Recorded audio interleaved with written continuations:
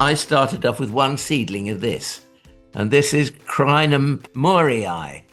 And it came as a seed given to me by one of the people working at the Edinburgh Botanic Garden. And I said, what on earth is that? And the seed pod the seed is about almost the size of a golf ball.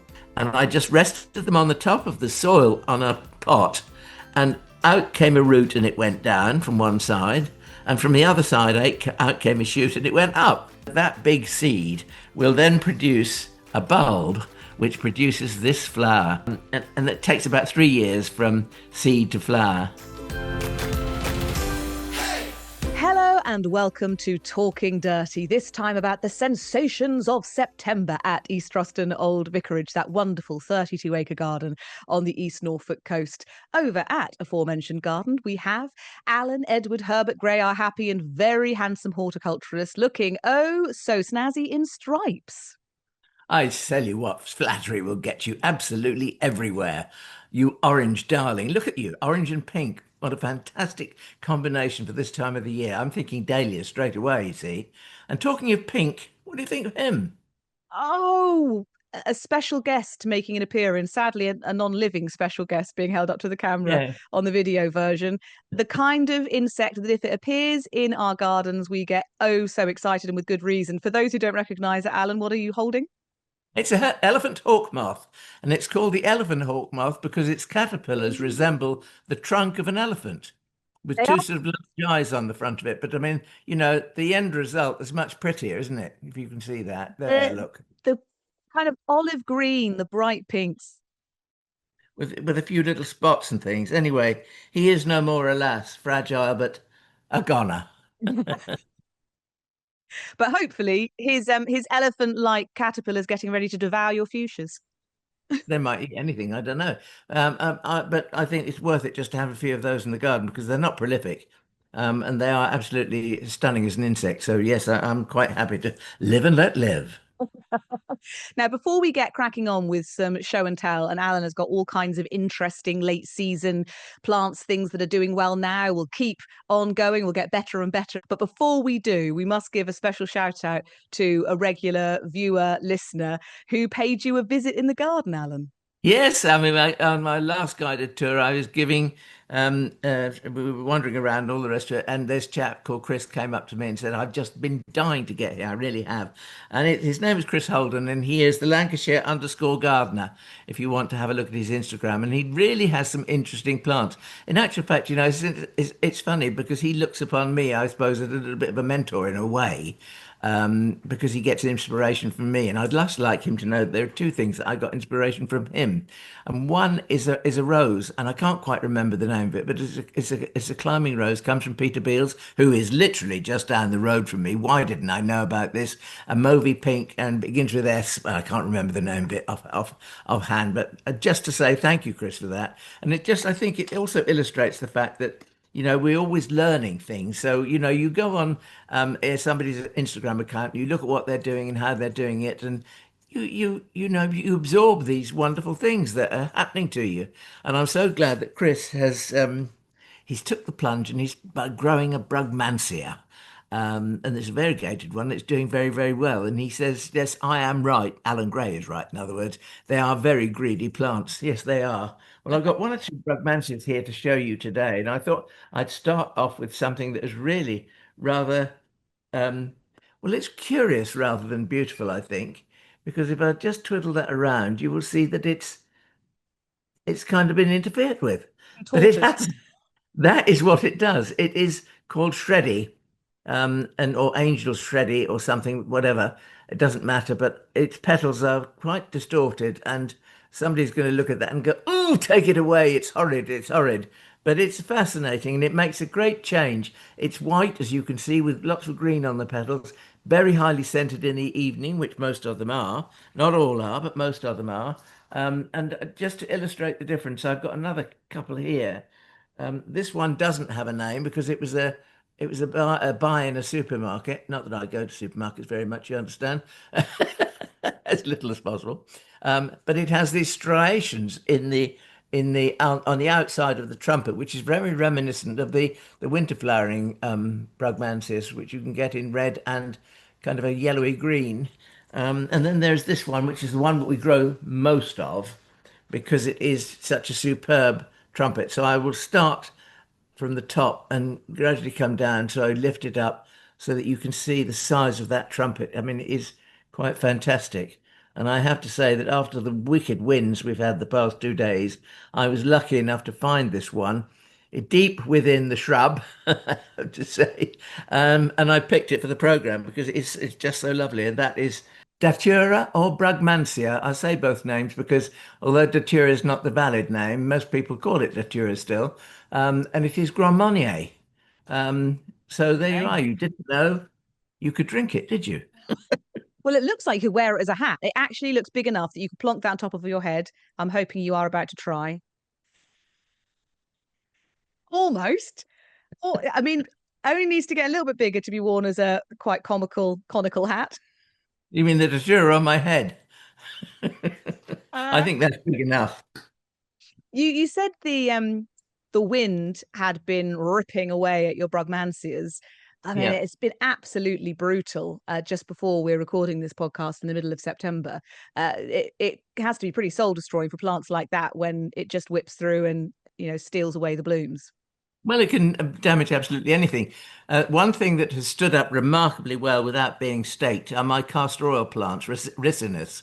I'm looking at them out of the office window this morning, and I mean they're bending this way and that way, and then they're just upright again. It's marvelous, really. On Friday, I decided Friday afternoon with his impending gales that I would cut all the flowers from one of my climbing roses. I've got a piece of trellis outside the greenhouse. And the name of the rose is lost, I'm afraid, but it's from a French breeder called Delbard, Delbard. And amongst other people, I think Trevor White Roses has he sells the Delbard varieties, but it is just so scented. So I cut these, and they range from sort of opening buds to a big cabbage pink, dark pink, and I put them in the morning room and I went into the house later on. I opened the door and what did I smell? Roses. I mean, it was just fantastic.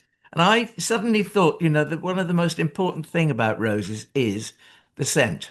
Because, if we have roses in our garden, we like to pick them and all the rest of it. And quite often you can pick roses well into November if you're very quick and you catch the buds just as they're about to open. They'll open in a warm room and you get that wonderful scent. And I just thought, I must have a few more of these roses for cutting really. And I think what I'm going to do is I'm going to take cuttings of this one because it's got masses of material on it, so I should do that. But this wind is the danger because petals are fairly fragile things.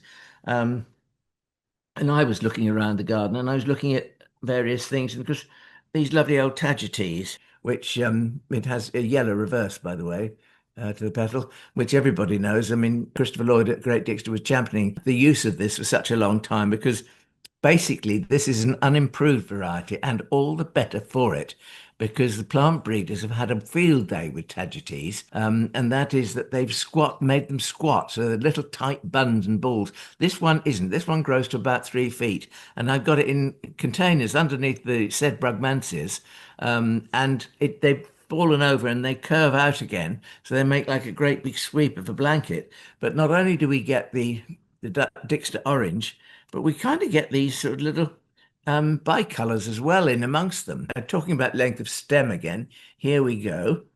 This is a flower that was grown for cutting for the cut flower industry years and years ago. It's not so popular now, but here we go. And this is an ageratum, and it's called Ageratum petiolatum, and it has these lovely heads of fluffy flowers like this, and it just keeps flowering and flowering and flowering.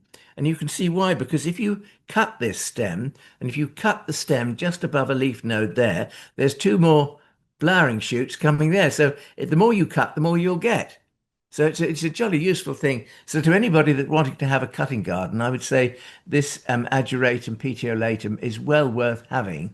It's got a little bit of black fly on it. I haven't sprayed it, and I won't spray it because, we're like everybody else. We're trying to be as organic as we possibly can. And I did notice that in the container that this was growing in, there are ladybirds also. So the ladybirds will feed on the aphids, and there we are. And it's worth saying, actually, when we were on the radio the other day, we got sidetracked onto the collective noun for ladybirds because you said there were a Yeah. feast of ladybirds, which is a rather good word. I think various listeners got in touch. One said should be a hen night of ladybirds or something. But the actual proper collective noun was loveliness, Yes, I apparently. love A you. loveliness of ladybirds. Isn't that Yes, it wonderful? is. Yeah, it is. That's something you might quite like, actually, because this is something very, very easy. And I've had this for years, and um, we grow it. It's this brilliant, brilliant scarlet nasturtium. Tropaeolum to those who want the Latin name. Um, and it has this dark, dark green foliage. That doesn't show up so well on the screen, but normally nasturtium leaves are much paler than this, but that dark foliage goes very well with those flowers. And this, to my delight, is a climbing nasturtium. And when I say climbing, I really mean a scandent scrambler, really, because it doesn't have tendrils or anything like that, but it managed to weave its way through. I mean, if you've got a border of delphinium, shall we say, or any other plant that for flowers in the early part of the year, just save some seed of these and you grow them in pots, singly or two in a pot. And as the flowers are going over, out you go and you dibble these into the ground amongst your dying stems of delphiniums or whatever you've got, and they scramble up through. And I've got this on an obelisk outside my greenhouse, and it was a self-sown seedling. And it reliably does that every year. In fact, they dot along in the gravel and I dig them up, transplant them. But I've saved lots of seed of this I have saved and am doing so because I think it's a much, much maligned plant. And, if you can get these in single colours, somehow or other, they're more telling than a mishmash. I Mm. mean, there's nothing wrong with a mishmash, but, if you get a single colour, it kind of has more emphasis to it. And it takes the colour and the season way into the second half. Well, I suppose we're in autumn now, aren't we? And that must Um, be an amazing colour because it's actually coming out pretty well on the screen. And we all know yeah. from vast experience on Mm. this podcast that plants don't always get done full justice by the webcam. Well, people think that if I say the term lobelia, they're going to think that little blue, purple, mauve, or white thing that you put in a hanging basket, and that's it. But there are other lobelias, and I quite like the stately lobelias, and this one here is a stately lobelia. I've just given the top half of it's flowered all the way up the stem, you see. Sometimes it produces seed in here, but not very often. And that is Lobelia tupa, Tupa. I think it's a South American plant, but it is absolutely fantastic. And the strange thing is that I don't know whether there are named forms of this, but I've got two colors. I've got this one and a very dark red one. The dark red one definitely sets seed. This one, the orange one, does not, or very little. And you have to chop its roots up and hope that they've got sort of like rhizomes underneath the soil. You've got to hope that you get a piece with a bud on it to propagate from it. They're fairly difficult, but once you've got them in the garden, they come up a year after year. Absolutely no problem with them at all. If they're in a windy place, they probably need staking, but I haven't staked mine this year, and they are behaving very, very well. Um, this is a salvia. And this is a very strange salvia it comes from Mexico and it's called Salvia regla, Regla. It's a very shrubby one. You can keep it as short or as tall as you want. Mine is about 8 feet tall, 7, 8 feet tall, I suppose. And it's growing together with an hibiscus and it's quite woody at the base. Now, this for me is the first year that it's ever flowered before October, end of September, beginning of October. This year it started flowering in July and it's been flowering ever since. And you can see we've got these lovely tubular orange flowers. But after the flowers have finished, you're left with this very decorative calyx, which is it's not quite as orange as the flowers, but you can see what I mean. There's something there of interest. Colourful Um, and a bit sort of striped. It's yes, really it is pretty. very striped. Very striped. I suppose it's a striped lime green striped with tawny orange. How's that? Salvia regla. That's one that I don't see on many sites. I don't think I've seen it on any sites this year. So we'll be propagating that. So if anybody wants a bit, they'll have to get in touch. And Another and, that, and salvia. so that's a salvia that's just loved the heat waves. That's is done better Yes, this year. I think it's done better this year because it's had a prolonged period of really good, hot, sunny weather. This is one that never fails. This is Salvia involucrata Bethellii. And this fascinates me because, I mean, there's several derivations of this. There's one called Salvia involucrata Joan, and Mulberry Jam is another one, I think, with slightly different flowers. But the straightforward Bethellii is it's a shrub. It's not a shrub. It's an herbaceous perennial. It's hardy, but it is the proportions are such that it is a big, big plant, and it's handsome, and it just gets better as it starts opening in late summer, and it does more and more and more until it's cut down by extremely bad weather or frost, whichever you get first. But that is an absolute, I think, one that I wouldn't ever want to be without. It's a very good plant. Incidentally, I have a FLOMO, which is a salvia too, but it's not Oh, unlike that one. But you have to wait for that because I'm not you're not done, you tease. new. This is a new one to me. It's got Tropicolor, I think is the name. And there's something else after that. It's a new thing this year. How good it will be, I don't know. There's a man that's breeding these salvias to such an extent. There's a purple version of this I found on the website the other day as well. So I think we're going to see many, many more of these. And this I bought as a plug plant, and I've got it in a pot, and it's probably about a meter tall. Masses and masses of flowers on it. And again, you can see it has these lovely tubular flowers, but when they've finished, the bracts are left behind. So you've got, a little bit of everlasting pleasure from it, if you see what I mean. So that's a new one. Lovely bright green foliage, nice and shiny. I probably think it's not hardy. I don't know, I haven't had it long enough, but I would think from the growth that it looks a bit too succulent to be hardy. Mm. We shall see, but that's it's fascinating, isn't it, when you get a certain area in the world, like Peru or not Costa Rica, I mean, and somebody there is really, really, I mean, because they've got access to all these salvias from their mountainous areas as well as down at lower levels, they have the opportunity, I suppose, and they grab that opportunity with both hands. And that salvia was the most sensational, hot shrimpy kind of colour. I mean, right up my street, of course. Absolutely. Well, I did do it with you in mind. This one I didn't do with you in mind, but this Way, is way too smart. this is a solanum called Solanum laxum, and this is variety Crech pap. It came from a garden in Brittany, and was given to Christopher Lloyd, who was very friendly with lots of gardeners in northern France many years ago. And he had this, and he gave a bit to Beth Chatto, and she gave it to me. And this is how I got it. But now it's in general cultivation. I think that Tim Fuller from Plants and Preference, he does it. And it is a very, very good plant. Years and years ago, we had the white variety of this, and it was semi-hardy. Sometimes it died back and sometimes it didn't. Today, in a sheltered place, this is quite hardy, and it comes back and it makes a very, very large plant. It's a scrambler. So you need to have it sort of against, if you can get it against a wall or a fence or something, or so that it can ramble through something else. And it just gives such good value because it starts blooming in June, and here we are, September. It will still be blooming in November if the weather's open. So, what more can you ask for? I sometimes worry about that because I sometimes think people are going to get sick and tired of looking at it. And they think, oh no, I go think away. there's probably plenty of other things to take their interest, but or occupy them if they do get bored of that particular one. But I have such affection for solanums because they're one of the first plants I remember in our little garden we had when I was very small. My mum was always propagating hebes and fuchsias, and she had this one big, just with this sort of purple solanum that she grew. Hmm. It was great. It was such a performer, and it was also one of the first sort of Latin names I knew as a small girl, and I felt so clever that I knew the Latin name. No. Well, that's about it for apart from my funny seeds that I'll show you in a minute. But I couldn't resist picking a few dahlias because these are dahlias that I've grown from seed that I've selected on various plants in the garden. And I sort of think that to me, they're very special, but then I am their mother. You see, this is the problem. This is the problem. I always save some dahlia seed from a particular dahlia that I like that's growing in the garden.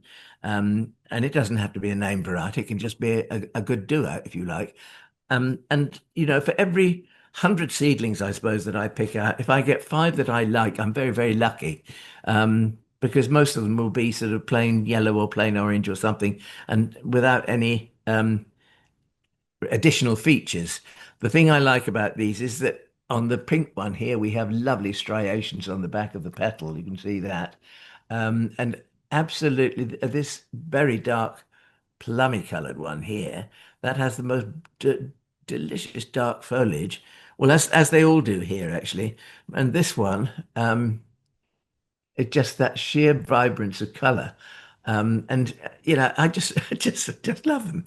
So two or three things I would say about them. First of all, is that you have to grow them on to know whether they're going to be any good or not, because they could be a weak plant and it's no good. You want something that's fairly robust. It's going to stand up almost on its own without too much staking. You probably have to do a bit of that. And to see how tall they grow, because seedlings are always different. They're genetically different from their parents.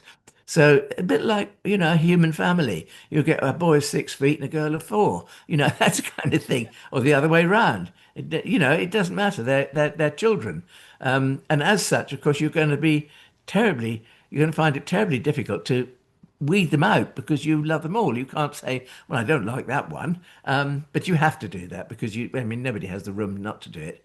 And it's charming because you can actually just look forward to the future generation coming on. And there will be generations and generations of these.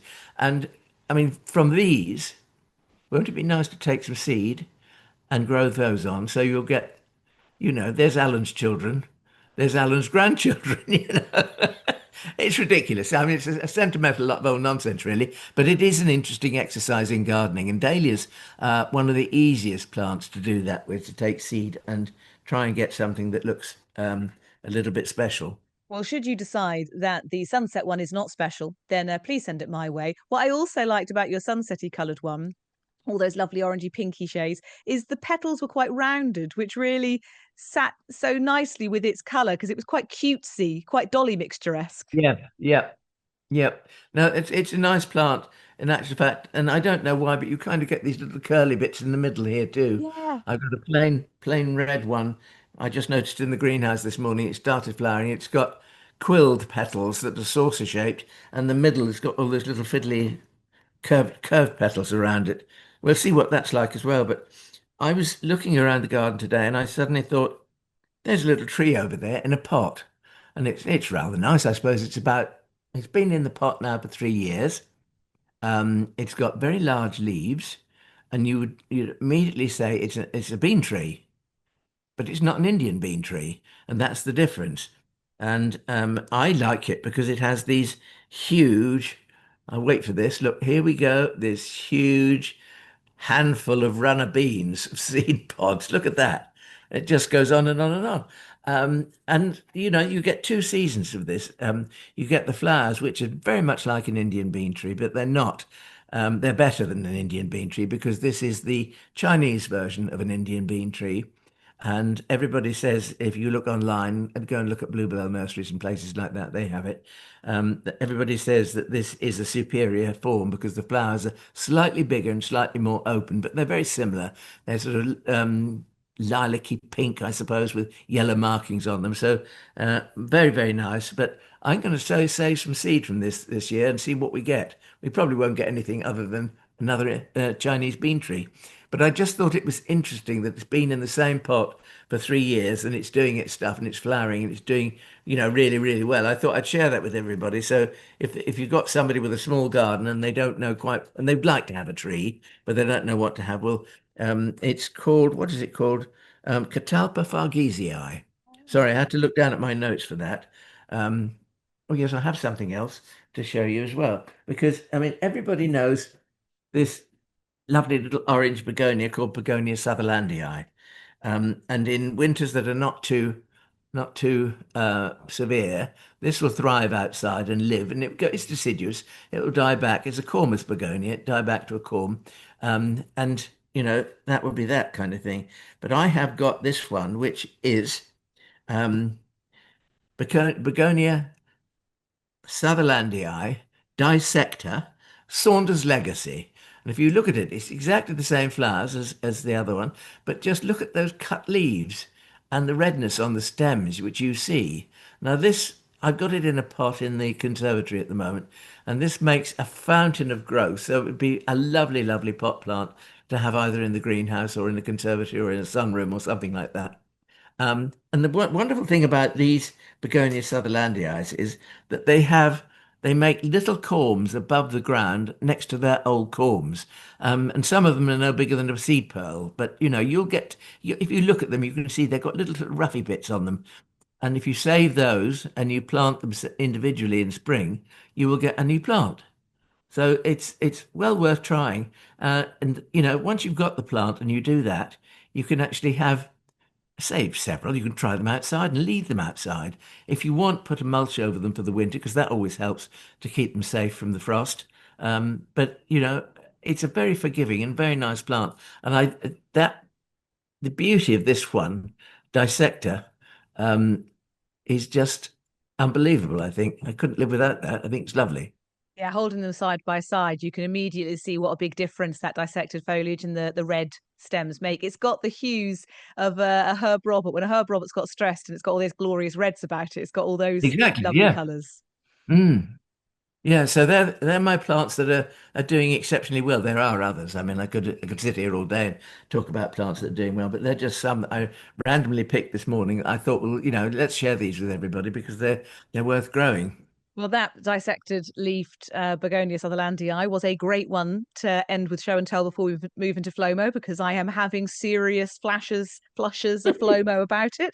If you've never heard one of our podcasts or watched before, FLOMO is that fear of missing out you get about a flower or a plant. If you're anything like Alan and I, it's how you live your life. Though obviously with the small child and everything, I've been trying to curtail myself. There's not that much garden visiting or even time to look at Instagram, so it's easier to curtail myself than I perhaps had anticipated. But you never know when it's going to strike. You never know when you're going about your life and you think we went on a holiday for my partner's birthday. We had a whole night away in London. I hadn't been to London since I was pregnant, so it was quite the trip. And there was I walking through Hyde Park by the Serpentine, and I was like, right, there's a FLOMO, huge container brimming with Cuphea. And if you listen to this, you'll know I'm a big Cuphea fan, a bit like Tropaeolums. There are just certain species of plants that whatever they do, they seem to get me. So it was the standard Mexican cigar plant with the bat-faced Cuphea. I may well have FLOMO'd over this in the past, but it was sort of the combination. And somehow the little Mexican cigars, being so little and fine, really showed off the big, bold, actual proper bat face of, I can't remember the name of a bat-faced Cuphea off the top of my head. Lavia, lavia, tiny mice. Oh, there we go. I knew. It's a bit like Mickey Mouse with the two sort of ears, doesn't it? The Yeah, flower. two red ears and Yeah. that lovely little purple face. And Yeah. so I thought, what a wonderful container. I mean, it was a whopping container. I'll put a photo on the podcast. And they'd combined it with Diphophias and what was the cascading plant? Alan, obviously I sent you a photo. It was Lotus Berthelottii.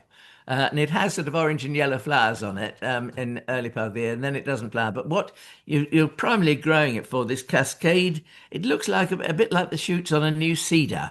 They're kind of sort of hairy and they can just cascade down. They look absolutely fantastic. And by the way, the Cuphea at the top of that container that you like so much is a variety called David Verity. And Oh. it's very strange, isn't it? Because I didn't know this morning that you were going to send me this photograph to look at. But I'd written in my to-do list for today, take cuttings, Cuphea, David Verity. And it came from Rosie Hardy at Hardy's Cottage Plants. Well worth a look if anybody wants to grow some decent plants because they have the cracking plants, Rosie and her husband. And so it came from her last year, and I'm very glad I got it. Thank you, Rosie. I will have to link to one of Rosie's podcasts because they're wonderful. What a great pair. Always lovely to meet them in person as well. They're just so much fun and Yeah, yeah. so knowledgeable as well. So that was my FLOMO. There was I just thinking I was on a London trip and I wasn't going to get the chance to see anything particularly inspiring, but there it happened. It happens when you least expect it. Alan, what's your FLOMO? You teased us with Well, it earlier. yeah, I did tease you. It is a salvia, and I had a friend of mine who went to see a nursery in North Norfolk, and she came back and she said, "I have just seen a plant I'm going to die for." I said, "What is it?" She said, "It's Salvia oxyphora, and Salvia oxyphora has magenta pink flowers that are hairy." Now it sounds odd, and it is odd.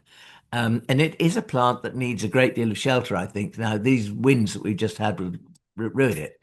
But I just think that for late summer, for pot work, and this nursery had this enormous pot of it, and it is just something to die for.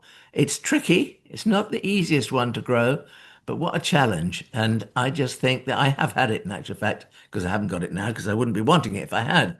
But I have had it, and it was a bit disappointing. So what I think I'm going to do is I'm going to get a plant, and then I will take cuttings, and then we'll have a decent sized pot, say probably something about 2 feet across. And I'll get 4 or 5, possibly. 5 is always better than 4, I think. You get that nice sort of, it's like people were talking the other day on the radio about why do people put 3 prawns on a plate and not 2? Because they look better. It looks more generous. But if there's 2 of you sharing, well, ask for another prawn, you prawn. Silly. Anyway, I put 5 plants in a 2 foot across, 2 foot diameter pot, and we should have a really good pot full next year. I think you've got to be careful with this one because the flowers are quite um, fragile in very, very windy weather. So when we get to the equinox, or when we get gales like we've had now, it's time to put it in the greenhouse for a bit of shelter, I think. But it's a lovely late flowering salvia that will go on for as long as you want it to into the winter until the light levels drop and everything looks pinched, including me. It's a funny thing, autumn having arrived all of a sudden. And I'm sure, there are so many treats to come. I actually realised once the weather turned a little bit and we got some cooler mornings, I don't like the wind, but something quite nice about layering up when you're heading out, a little bit of crispness. And there are a lot of treats, horticulturally speaking, in store over the coming weeks. And of course, Alan, your garden is open all the way through September, so people can still come along Wednesday to Sunday. Well, we don't shut or close until the end of October. And I mean, we're planning for the end of October. We've been redoing a border in the sunk garden where we had a bad infestation of the greater bindweed, which is now gone. Fingers crossed.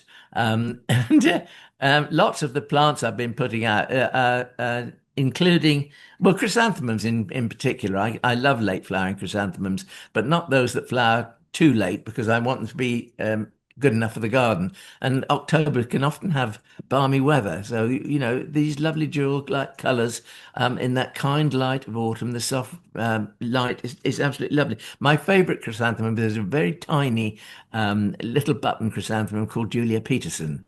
And it's the most vibrant purple. It's absolutely lovely, but there's just so many. You can't really choose one. No, Julia Peterson, though, is the kind of plant that will draw you from across a nursery, as it did to me when I was at Monk Silver, Joe Sharman's nursery once, and I was drawn like a moth to a flame.